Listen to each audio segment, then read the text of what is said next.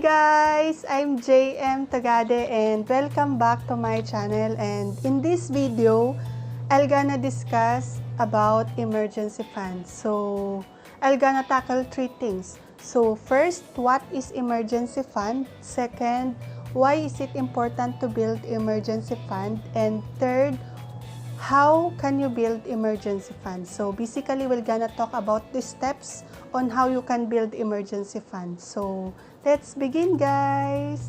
So first, what is emergency fund? So emergency fund, by the word itself, so it's a fund for emergency purposes. Like for example, job loss or unexpected medical expenses, or like unexpected car repairs or unexpected loss of a family member, so something like that. So why is it important to build emergency fund? So kapag lalabas ka or you're gonna go on a vacation, do you always bring extra cash or do you bring what you only need?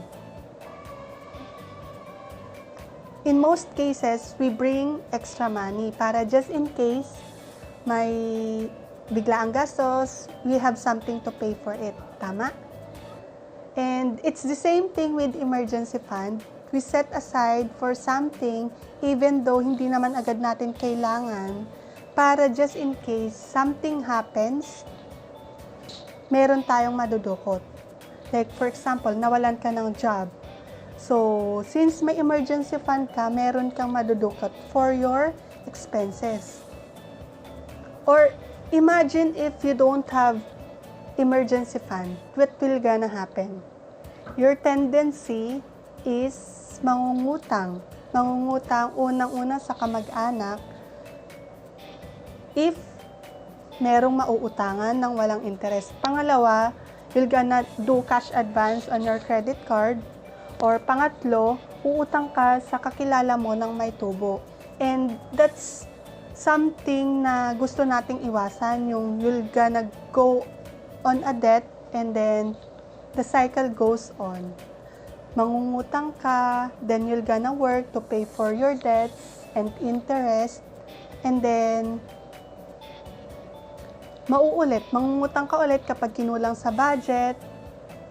So the cycle goes on. So that's something we want to avoid.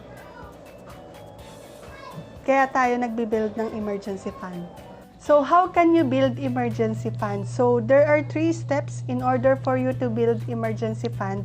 So first is determine how much you need to build for your emergency fund. Pangalawa, how much you can allocate on a regular basis for your emergency fund. And of course, pangatlo, decide on what options, investment options that you can use to set up your emergency fund. So first is how much you need to build for your emergency fund. So normally it's equivalent to 3 to 6 months of your expenses.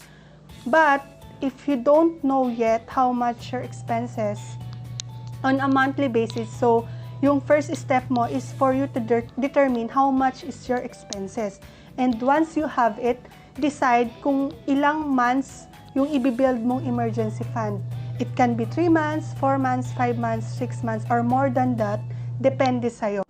Number 2 is to determine how much you can allocate on a regular basis. So, assuming you've already checked your finances and alam mo na how much is your savings, then decide how much you can allocate for your emergency fund on a regular basis.